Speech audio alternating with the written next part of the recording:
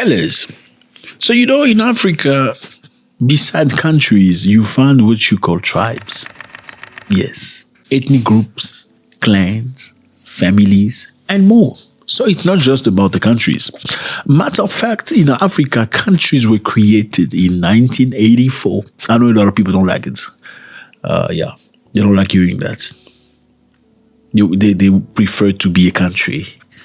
No, whether you like it or not, countries were created in 1984 in Berlin. That's Berlin. Why? Because white people sat together and they say, you know what? Let's go to Africa. Let's go loot Africa. There's plenty of good in Africa. Now, the reason why we need to sit down is because we've killed each other so bad because of good and riches in the past. The Spanish fighting the British, the Germans fighting the French. We need to stop. Now, let's go to Africa and loot and take things, for ourselves. Ivory, gold, lithium, cobalt, and all that stuff, but without having to kill each other. Now, how do we avoid killing each other? We need to create what we're going to call countries. Small boxes that we're going to call countries. And while we're cutting the boxes, we don't care whether a family member was on this side or the cousin on this side. We're going to slice them apart. That's how countries were created. And some people hate it. Now, tribes are other things. Africa had tribes and kingdoms, not countries. Countries were created and separated, sometimes cousins, and kept together as a country, sometimes enemies. Now, this is something interesting. This is a minister in South Africa making a speech. South Africa is a beautiful country, as you can see. It has many provinces. Each province is tribes, sometimes one, sometimes multiple tribes, like most African countries. Now, the minister, I believe, is from Limpopo. Limpopo is right here. Okay. She has something very interesting to say. Limpopo people have different languages they speak. They speak Sepedi, they speak Setsonga, they speak Chivenda. Now, she is Muvenda. I know a lot of you think that South Africans are only Zulus. No, it's not true. There are many other tribes and groups. Yes, Shaka Zulu was a very, very brave and known warrior. But South Africa, just like any African country, has many tribes. Now listen to what this lady had to say. You can't have people willy-nilly deciding to attack others with no basis of the attack, but based on a sentiment. And this is related to the tribal mobilization that is happening. Okay. This is related to what? A tribal mobilization that is happening. Let's continue. Tribal mobilization. Who's mobilizing the tribe? Let's continue. That there's a grouping that wants to mobilize people around a particular tribe. So if you cannot speak that language, then you are deemed a foreign national. Wow. People are mobilizing people around that tribe. Which tribe? I'm not sure. If you cannot speak that language, then you are a foreigner. Okay, let's go back a little bit. Listen to what she has to say again. You can't have people willy-nilly deciding to attack others with no basis of the attack, but based on a sentiment. And this is related to the tribal mobilization that is happening, that there's a grouping that wants to mobilize people around a particular tribe. So if you cannot speak that language, then you are deemed a foreign national and you're undocumented. You'll recall in one of the videos, there's a vendor guy who they want a passport for, and he tells them, but I am vendor, and so I will not have a passport, I have an ID. And they continued to attack him, to harass him. Okay. So there was a vendor guy. Yes, a vendor guy means a man from the tribe of Bavenda in Limpopo who was asked, where is your passport? He said, but I'm vendor. I'm not supposed to have a passport. Here is my ID. Well, why was he asked, where's your passport? Number one, because of his look. Yeah, Africans look African, but some are dark skin, some are light skin. Well, then they start putting into boxes of skin. They say, you people that are dark skin are foreigners. Now, you must be a foreigner because you're dark skin. I said, no, I'm not a foreigner. I'm a vendor. I'm from this province. They say, no. They continue to harass him. I believe there's a video of them punching him in the face because he said he was vendor. And these people, like she said, from that particular tribe, beat them up because they did not believe he was South African. Let's continue. And he was just saved by the community. So that's why we're saying This thing is meant to undermine and destabilize the country. And he was saved by the community. we must call it for what it is. The mobilization against foreign national, it's a ruse that people are using to then want to demobilize society against the genuine concerns of South Africans. The cabinet condemned the opportunistic attempts to hijack the genuine concerns of South Africans about high unemployment and limited economic opportunities by mobilizing South Africans to destabilize the country, including mobilizing attacks on foreign nationals and the tribal mobilization trend. Now, this reminds me of something interesting. I don't know if this reminds you of something, okay?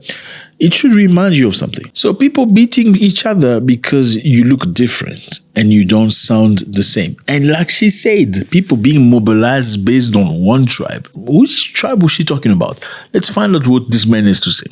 This reminds me of this. Someone says on Twitter, no, leave this thing, we want you to be president. This thing is going to cause votes. I'm like, you can go with those things of president. I must be a president of thugs, of criminals who beat up people. When you are done with Nigerians, when you are done with Mozambicans and Zimbabweans and Zambians, you are going to go for Shangans from Guyana. I have to stop you now before you come to me. Wow. When you are done with Nigerians and Mozambicans, you are going to go for Shangan. Okay, Shangans are a group. Historically, you find them in South Africa and Mozambique based on history. Like I said to you, countries were created. Now, he's saying when you are done chasing the Nigerians and the Mozambique, you are going to go for the people of South Africa. Let's continue. Now some of us can't even talk your language. They are going to ask us to make certain pronouncements in their language, and we can't pronounce Wow. Back to Limpopo. So he's saying some of us can't speak your language. They are going to ask me what is something like an elbow in their language. If I can't speak that language or pronounce it properly, they're going to mistreat me and send me back to my province. After they've dealt with the Nigerians and the Mozambicans and the Ghanaians. Let's continue. We are going to be victims. Celebrate and be happy.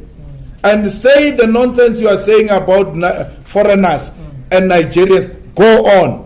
When they are done, they are coming for you.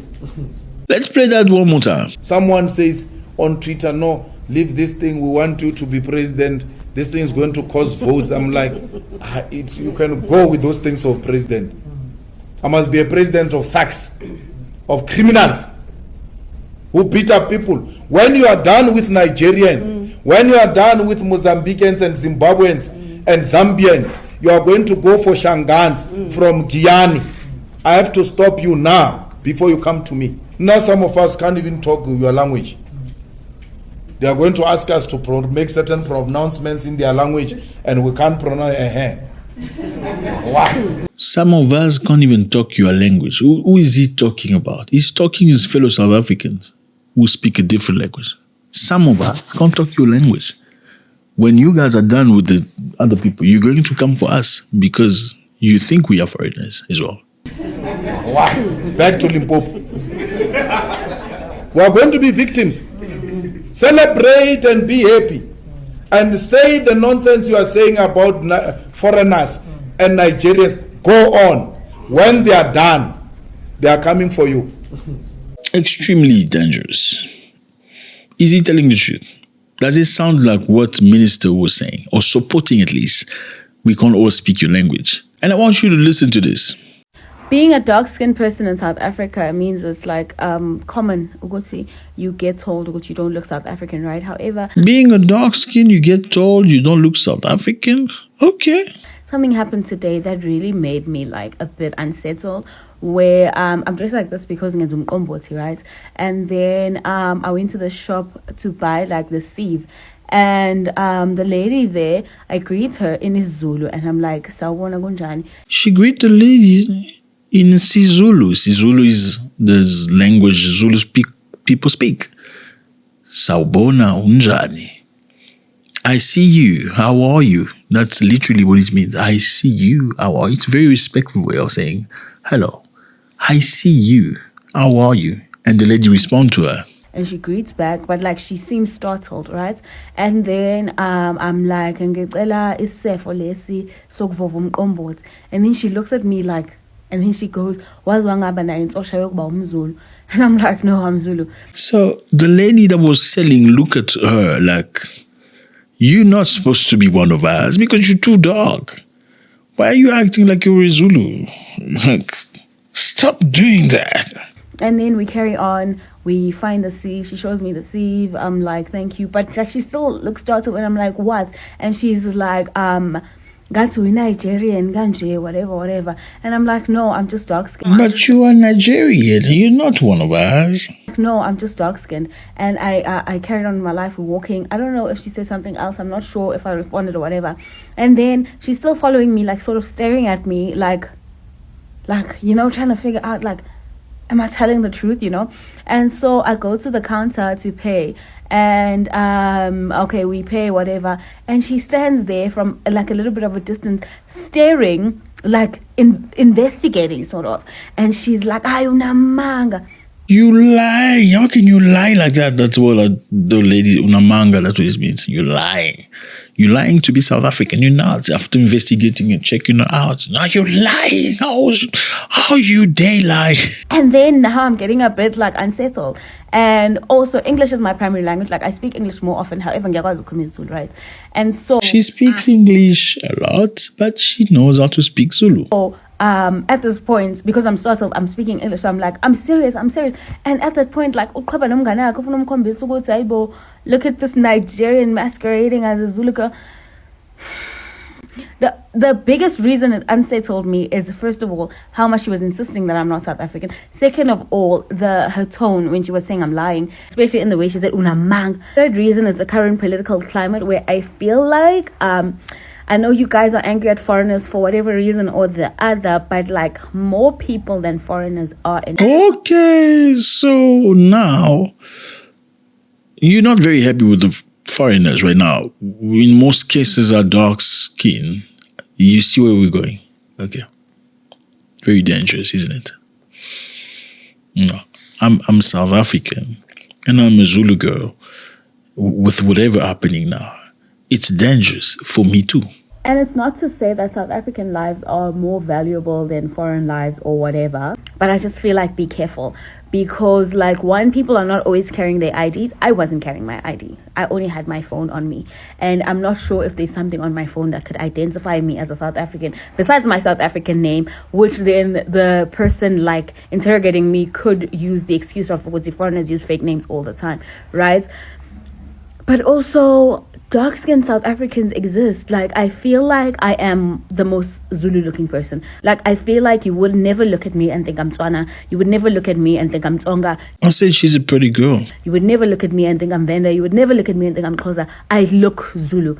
So, for there to be people who think otherwise, I'm inclined to believe it's only because of my dark skin. And, you know, if that's your metric for what a foreigner is, you are going to be making a lot of people very uncomfortable. And when the time comes where your xenophobia becomes violent, you are going to burn a lot of South Africans. So Ramaphosa, where are the jobs? I feel like if there were jobs, South Africans would be less angry about foreigners. And dark-skinned people would be safe from whatever that was. Where are the jobs? Where are the jobs? Extremely dangerous, Phyllis. Extremely dangerous. You see this country here? It's called Rwanda. Rwanda has mainly 3 different tribes. There's the Tutsis, these ones here, the Hutus, these ones, and the Twas. The Twas are the Pygmies. In 1994, the Tutsis and the Hutus went to war. And before they went to war officially, it was the civilians. It was the Hutus in a radio saying, you must finish them. Okay.